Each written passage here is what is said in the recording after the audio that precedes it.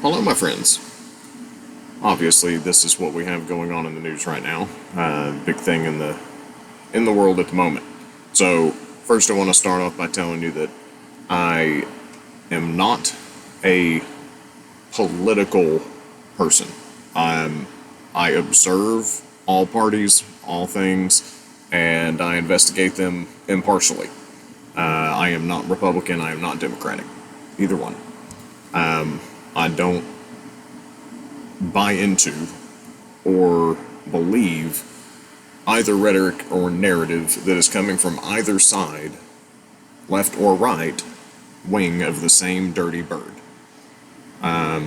So any observations I make are from sitting on the top of the fence so I can see both sides equally without being played by one side or the other. And there are dozens of pieces to this puzzle, and each one of these little political theater charades of news medias will each present their little portion of the pie and sell it as the whole. And if we can't step back to observe the whole and take all the pieces and find the common threads, we won't be able to see what the predictive programming is in front of us, where they are actually telling us the narrative in plain sight. And they're doing this through the media, they're doing it through Hollywood, they're doing it through your music, and all of these things are putting their plan in front of us in plain sight before it happens. So let's take a look at some examples of that. What we have here is the 2019 cover of The Economist, and this thing is in reverse. That was intentional, so that is not an error. But as you can see, I've got a little red highlight there showing you the highlighted portion of what we're looking at. And as you can see, there is very clearly a diagram there that is positioned, and you can see it in this close-up, that we have what would be to us, the left ear is framed in the upper of the square of that grid that is around his head. So, as you can see that, we'll continue looking at more, but this is from 2019. And so there's a lot of other things of interest in this that have also come to fruition in the last few years, but focusing mainly on that one at this point. Now let's take a quick look at one of our old favorites from Hollywood history and take a quick glimpse at them showing us some of these strategic plans and things that are in plain sight that we have always had right here in front of us that we probably didn't pay much attention to. What's that you're ripping? It's fabric from the uniform of an army officer of Gilder. Who's Gilder? The country across the sea, the sworn enemy of Florin. Go! Message! Once the horse reaches the castle, the fabric will make the prince suspect the Gilderians have abducted his love. When he finds her body dead on the Gilder frontier, his suspicions will be totally confirmed. Message! You never say anything about killing anyone. I've hired you to help me start a war. It's a prestigious line of work with a long and glorious tradition. And that particular approach has been used for all sorts of deception and misdirection, for inciting real war, psychological warfare, civil warfare, and been used as a war tactic of all kinds for almost all of time. So on to a little more predictive programming here. Another Economist cover from recent years, showing, as you see there highlighted at the bottom, it looks like we have a line of protesters that are facing him as if they're in the front row facing forward toward him as he is walking towards them. So we'll note that. And as you can see, in this 2023 cover, you can see that the red curtain is covering also that left side of his face and ear. So the same, are left facing, same as the 2019 cover, and same as when he was facing when the shooting occurred. That was the side that was supposedly hit. So So again, a little predictive programming here, as that was in front of us, and they've got that side of his head and ear covered. And here a 2024 cover where we see that it is a side profile showing us his left profile, and or what would be, he would be facing left and facing toward the Americas, as if he's speaking to the Americas, and we're seeing the side profile there as well. Now let's take a quick minute to take a scroll through some of the TV hit shows that feature these sorts of events over the years, and let's also listen to Mr. Jordan Maxwell talking to us about the wild connections between President Lincoln and President Kennedy, and all of the correlations between them that seem to be almost as if they were written and then carried out twice 100 years apart.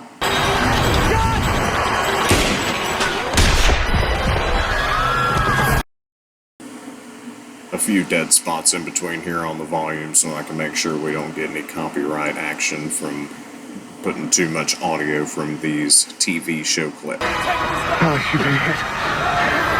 This is not my blood. Oh my God. I don't know if any of you have ever heard of this. It's been around for a while. Abraham Lincoln was elected to Congress in 1846. John Kennedy was elected to Congress in 1946. Abe Lincoln was elected president in 1860. John Kennedy was elected president in 1960. The names Lincoln and Kennedy both contain 7 letters. Both presidents were particularly concerned with civil rights. Both of the president's wives lost children while living in the White House. Both presidents were shot on a Friday in the head. Hey, but if all you're going to do is scream...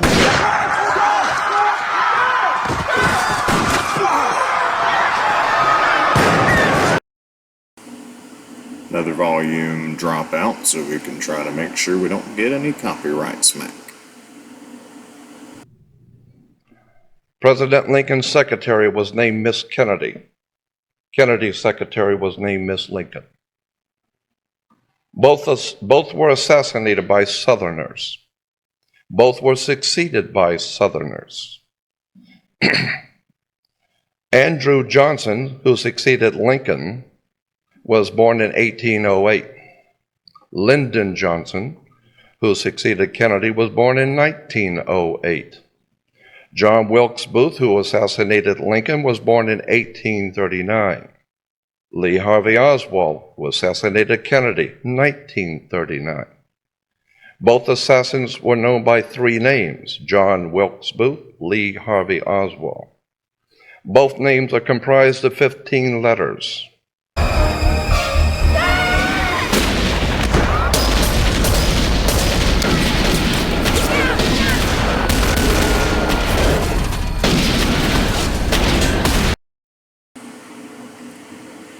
Another volume drop so we can avoid a copyright.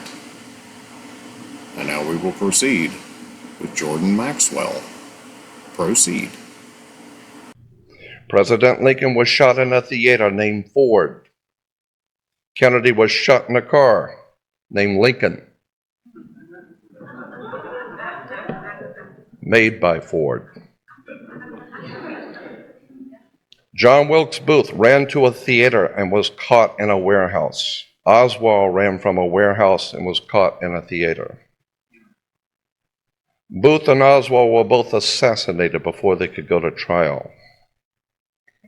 And a week before Lincoln was shot, he was in Monroe, Maryland. A week before Kennedy was shot, he was with Marilyn Monroe. So a lot of correlations there, way too many to be considered coincidence. So what I want to get into now is a little bit more of the deeper understanding of predictive programming, and especially if you're wondering why or how. And why would they show us this, if they're going to do this, why would they tell us in advance? So let's get into more of the details of that now and discuss it a little bit. So what this really comes down to is spiritual warfare. So we are energetic beings. We are spiritual beings of energy. So the world and the reality we're experiencing is a belief-based reality in a nutshell. So what we truly believe is what is creating the world around us. And if we collectively all believe the same thing across the majority, then that tends to be what comes to fruition. So by predictive programming, the people who are running the show, if you will, the puppet masters, whoever's pulling strings, the underbelly, if they can show us ahead of time through predictive programming what they want the world to look like and what they want it to be, if they can show it to us enough, then we, over time, can be convinced that that actually is the world we live in. And if we become convinced of that and actually believe it, then we continue to create that reality. So if we don't pause and stop giving our energy and attention to these different distractions, then their attack plan begins to fail. Because the whole intention of all of this, political, any of these other distractions or things that seem to be causing issues, are intended to divide us as people. It's to keep all of us on different sides of things that aren't necessarily real so that we can continue to divide ourselves and not combine ourselves. Because if we all stand together, the opposition crumbles. They know that. So if they show us enough of something and we believe it, then that is the reality that we begin to create. So in front of you now, you see this is what is known as the Illuminati card game. It was released in 1982 by Stephen Jackson Production, which is a board game, card game creator and manufacturer. Most notable, Stephen Jackson, for his involvement with Dungeons and Dragons board game, card game stuff. So, well established, this guy, and in 1982 he created this game. And there are a whole bunch of different cards in it that appear to be something that would be part of a big game of control. And the ironic thing about it is this game is quite old at this point, and there are a whole lot of correlations that have really presented themselves in plain sight, especially over the last several years. So let's take a look at some more in plain sight items that might show us that this may not all be exactly what we think that it is based on what's being presented to us. As you can see here, this card is known as Charismatic Leader. This may be a little hard to see at the bottom, but it says, this card may be played at any time, counts as the action for the group it affects. The increased power takes effect immediately. Okay, so this is intended to induce some sort of distraction for a fanatic group. Okay, and it says you cannot use more than one charismatic leader at a time. So no more than one charismatic leader can be in play at a time. And so note hair and audience and so on from this card. As you can see here, this would certainly could be described as charismatic, as typically described as one of the main adjectives describing him. Charismatic, and you can certainly see the physical characteristics that would also correlate with the card we just looked at. So now moving on to the next card here, that is the Enough is Enough card. And if you can remember back 3 years ago at least, there was a press conference and so on where this was specifically stated by him, and there was a lot of propaganda afterwards using this phrase. And it may be hard to see there, but at the top you can see in the card description, the top of it says, "At any time or any place, our snipers can drop you. Have a nice day." Period. So Noting that, especially with what just occurred. And then we can have the side-by-side correlation from photos like this. So a whole lot of correlations here. Lots of dots, lots of connections, lots of things that have continued to be put in front of us over lengthy amounts of time, driving a narrative that continues to appear to be manifesting as we continue to believe more and more things that are presented to us through screens, medias, and so on. So we, in turn, have to turn them off, and we have to start going back to the basics of communicating and having conversations with each other. And that being an honest conversation with neighbors or strangers. You can have a conversation with a stranger about something, and there's nothing wrong with that. And as long as it's being done respectfully and genuinely, then everybody can learn something and gain something. So if we're trying to get it right rather than be right, then we can all gain together, and we can put a lot of this nonsense behind us. So in seeking truth in all things, regardless of what side it comes from, in seeking truth, we are seeking righteousness. We're trying to get it right rather than be right. So again, if we're seeking truth, then we are trying to get beyond what is being presented to us.